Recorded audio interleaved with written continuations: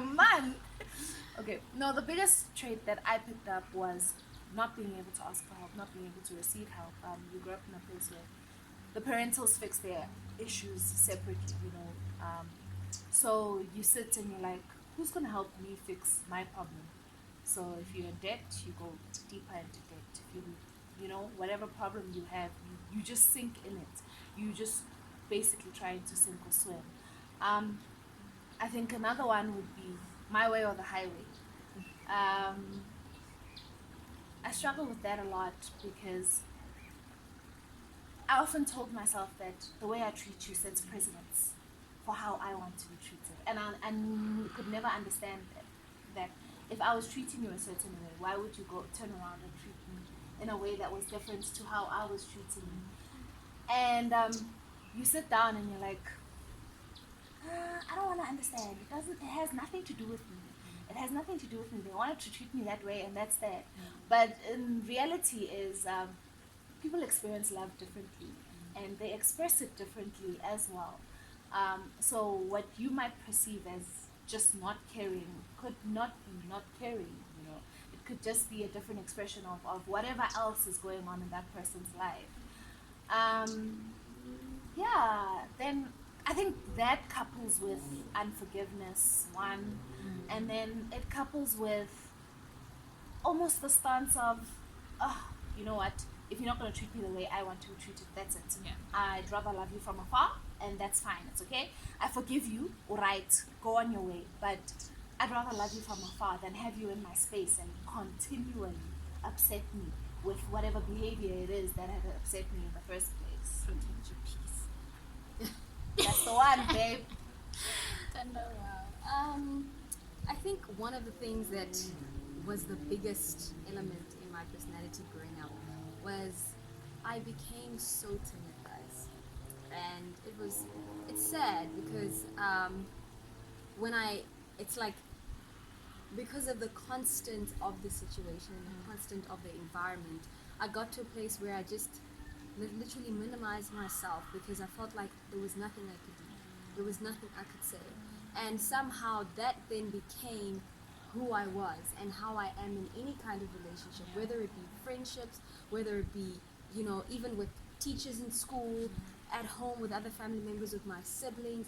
It just became, I was this person who was just so timid. I never wanted to, you know, when it came to like talking things out and having conversations, I never wanted to say anything. I've never been a person who likes having an opinion. I don't want to engage in conversations about giving opinions. It's just, I don't want it. And it took a while for me to realize that, no, but this is not okay. It's not my personality, and it can't be okay for me to be someone who doesn't want to have some kind of an opinion, stand upon something and be able to express it and be bold, you know. And it's an important part of growing up as a person, because there will be times where you have to be able to stand up for yourself and be bold, whether it's towards people or situations and so forth. So that was my biggest challenge, being very timid and fearful, even though it wasn't physically present, or it wouldn't be something you'd see when you first have an encounter with me, but I was a very soft person and very, you wouldn't see me being fragile, but I was very soft and fragile. So that's one of the things that I know was the main thing. And also, this conflict situation. I don't think I've ever believed in healthy conflict. You know, you don't believe that it ever exists. It's like, what's that? Fighting is fighting, and it's gonna be a bomb, and it's gonna go bad. So I hate conflict with everything inside of me. There's no such thing as healthy conflict in my life, and it's taken quite a bit, even now as, you know, being a grown-up young adult, and I have to understand that conflict is part of life. And it's been hard to actually accept that and allow myself to engage in any kind of misunderstanding. I'd rather just pull back and shut my mouth instead of actually having a conversation. Show your side of the story, or if you need to correct the other person, but actually have a constructive conflict, which is possible, but I didn't think it was. So I think I've been very sensitive, like you said, and take offense very quickly, retaliate very quickly, because I just don't. Conflict, I hate it. I hate it. So I've been reserved towards conflict. I don't want to engage in any disagreements. I just don't want it. And it's not okay. Yeah, I think that I'm actually just thinking about it now. I'm like, there's probably somebody who's watching now. It's like, oh yeah, that's me. But then we don't want to end at that. Be like, oh yeah, identify the problem and be like, okay, I know where this problem comes from, and then you don't do anything about it. Because I believe, I always say, I not always. Why do I keep saying I always? But I say, I say this a lot when I'm talking, when I have a conversation with people, that healing doesn't only come from identifying the problem, you know, but how we react to the problem that emerges in your walk in life or whatever is what brings you to the healing, you know. So now that you know that this personality that you've been carrying all your life comes from a broken place and all of that, what do, you know, and how do you come to a point? Because one thing that's very important to realize is that you will not know the problem until you are at a point where you are you have that relationship with the Holy Spirit, truthfully so. Yeah. You can understand it, but he's the one who, you can see it, but he's the one who brings it up and says that this is the problem that you have and this is how I want to deal with it, you know. And I for one only got to a point where I realized that I have a problem when I was talking to God, you know. I brought the problem to God, and he showed me that I'm the problem, you know. So I think the first step for everybody would be, you know, get into your closet, tell God this is what's happening, and let him be the one who shows you how he's going to deal with it. Because we can go read books, we can do everything, you know. We can go to YouTube and look for how to get over 1 2 3, how to heal from 1 2 3, but he's the one who has the key to your healing. And I think it's a call for everybody to be like, you know, I'm done of doing it on my own. I need you to step in. So I know for me how I took the decision to heal these, you know, flaws of mine was to go back to God, the person who created you. Like, hey, I think there's a factory fault, not your fault, but I think negligence.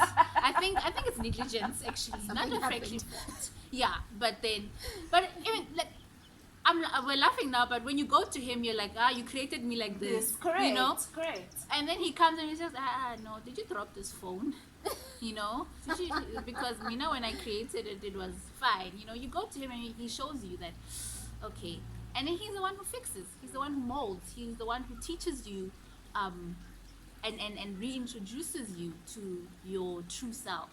You know. So I don't know if you guys have, maybe there's a way that you are dealing with these personalities that come, that's different from what I know I'm dealing, or how I'm dealing with it. Yeah. I think it's still in the prayer closet. Yeah. I know a lot of it. I was supposed to start marriage counseling not too long ago. We haven't started as yet, but I think a lot of it will come out there. It'll come out.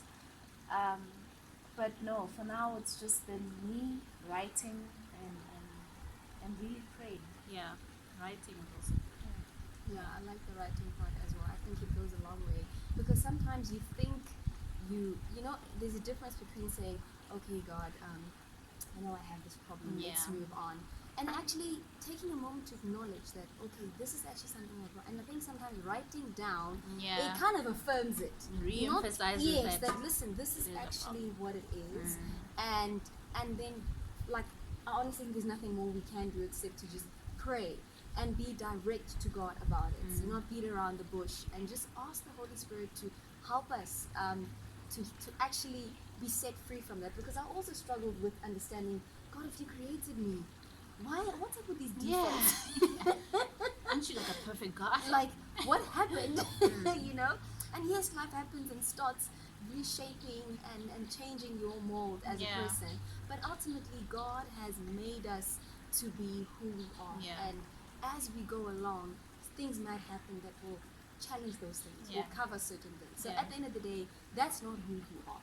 And you need to know that's not who you are. Circumstance happened, and that's how you became. Yeah. and being able to allow God to actually, it may be a difficult process It will be. because it's like your default, you know, you Yeah. feel like it's your default. So when God starts bringing about the change, you don't know how he's going to bring it about. Yeah. You know, he may bring someone into your life who's going to start challenging you Yeah. in ways that you didn't even think possible, like a marriage situation, or, you know, even just certain circumstances that you find yourself in that are quite challenging.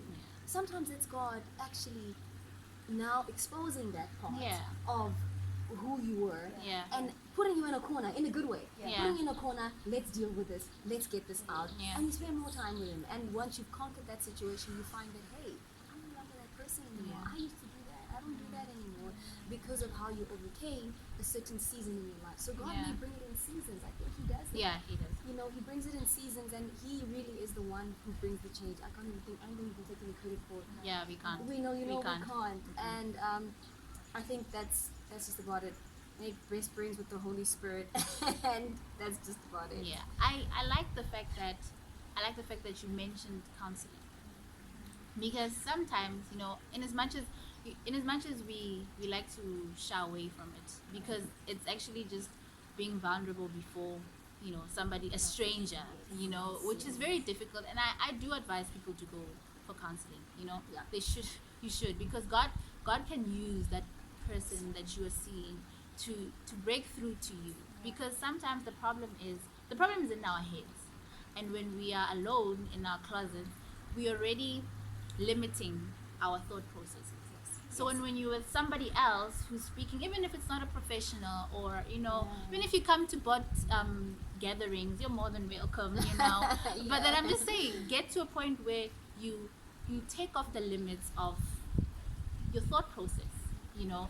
I mean, God is not stranded. If you can't go, there are people who actually are in a season where they can't pray. You know, there are people who are, I've been there, you know, where you feel like, it's not even a season where you feel like God can hear you, but you just simply can't get yourself to pray, Right. you know. But try and get yourself to a place where you can talk to somebody, you know, or let somebody talk to you if you can't talk to the person, you know. So I encourage prayer. I encourage go see somebody, but I encourage be best friends with the Holy Spirit. Yeah. So yeah, we are concluding. Oh So my sad. gosh. It's so sad. But yeah, in conclusion, I want us to just wrap up on how this journey that we are undergoing has impacted our relationship with God. You know, from where you were before and where you are today, how has that reshaped your relationship with the Father? I think the first thing that comes to mind for me is intimacy. Intimacy. I think I've never come so. Nothing has pulled me so close to God than having to work through all these things. Because you realize that I can't fix myself. I can't get over the past by myself. And when you start seeing the effects of what happened just pop up in different situations, you realize that, oh my gosh, I'm a mess. Like, let's fix this. And you realize that I can't fix myself. I didn't make myself. I have a creator, I have a manufacturer that I need to go back to. And you are pulled to God's arms, and you just got to sit there, and you get to know him as a father for real.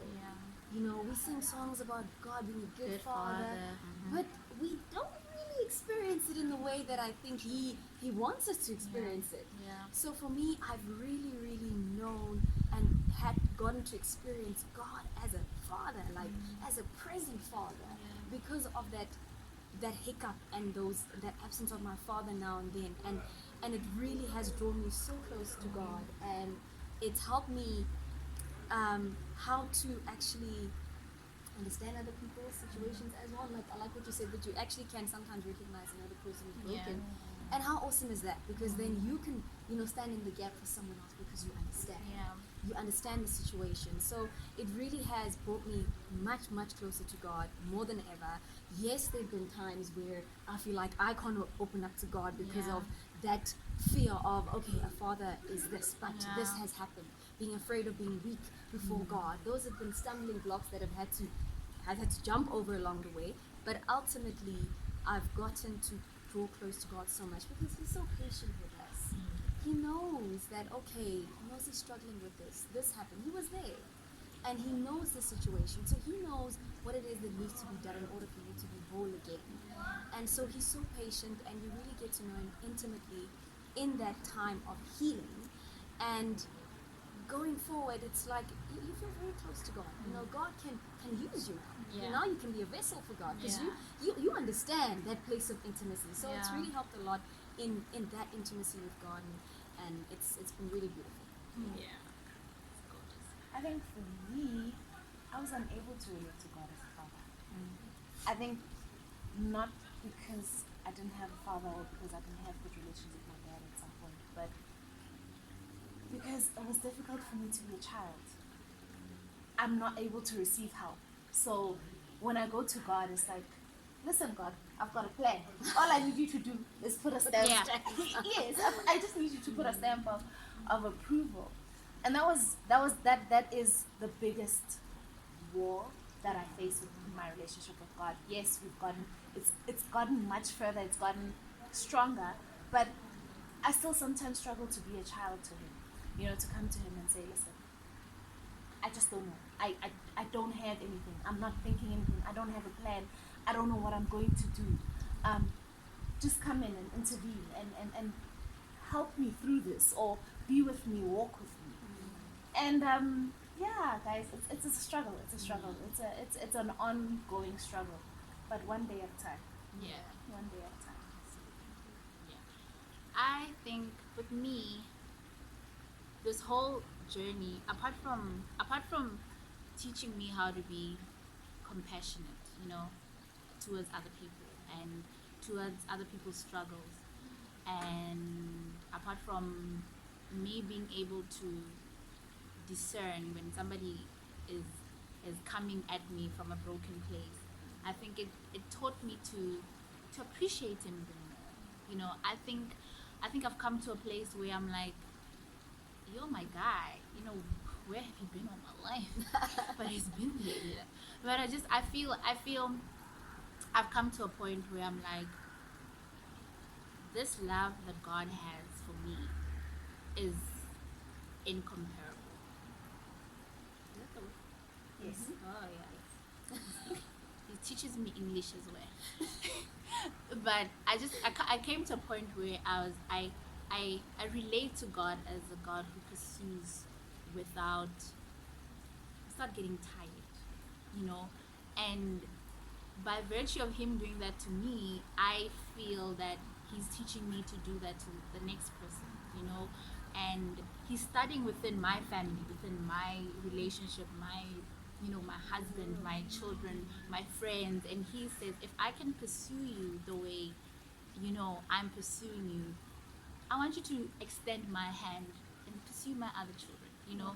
I think he's teaching me to be that kind of person, and I think it's remolding the way I looked at people, the way I looked at myself, because I do have self-esteem issues. But he comes back and he says, but we're doing this together, you know, and you're doing it carrying my image, so I mean, let's go, you know. It has that this journey has taught me to be patient with myself and with the journey itself, you know, because sometimes we become too hard on ourselves, and we look at the next person and be like, oh, but this person is progressing so much, and physically, emotionally, and whatever, and I'm still here, you know. But God is just like, be patient, you know. I'm working here, I'm doing something here, and I think it has taught me to be more open, to allow him to expose my wounds so that he can heal them, and then other people can also, if there's a scar that's there because of the wound, they will see that, okay, it is healed still, you know. And where does this healing come from? And it comes from God. And I think that's the message of our 2 episodes. You know, we have a God who pursues, a God who heals, and who's able to restore any broken person. And if he was there for us, why not for you? You know, thank you so much, guys, for tuning in. Thank you for liking. Thank you for giving us your time, you know. If you guys have any questions, or you want to ask any anybody or myself, feel free to do it. Yeah. And they'll respond on the comment section, Yes. because I don't think we'll have another video soon, but we should, right? Okay. I'm cornering them. I'm cornering them. But thank you so much. Thank you so much. And yeah, till next time. Bye. Cool. Awesome.